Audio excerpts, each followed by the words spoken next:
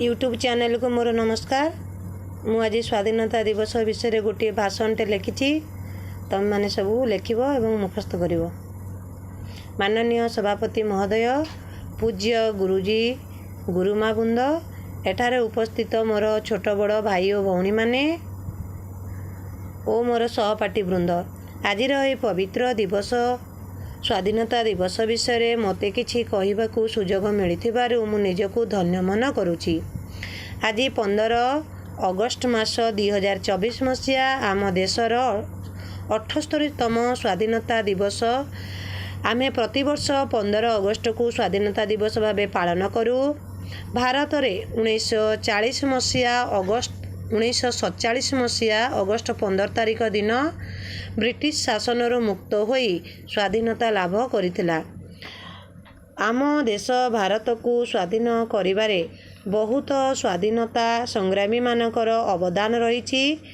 से माने हेले महात्मा गांधी, पंडित जवाहरलाल नेहरू, सुभाष चंद्र बोस, लाल लाजपत राय, मंगल पांडे, रानी लक्ष्मीबाई, लोकमान्य तिलक, वीर सुरेंद्र साय, विपिन बिहारी पाल, सरदार पटेल।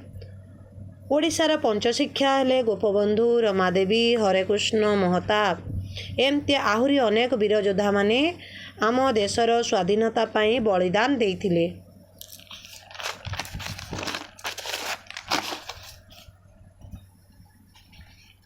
अहिंसा नीतिर बीजमंत्र महात्मा गांधी पाइथिले। रूस देशर जड़े लेखक पुस्तक को जालियान बाग हत्याकांड, चौरी चौरा हत्याकांड, लवण सत्याग्रह, दांडी यात्रा आदि स्वाधीनता आंदोलन रे गोटे रक्तभिजा पृष्ठा लिखि जाइथिले। तिरंगा पताका को प्रथम मैडम क्यामा तैयारी करथिले। एहार गौरिक रंग शांतिर प्रतीक, धला रंग सत्यर प्रतीक, सबुज रंग मैत्रिक प्रतीक।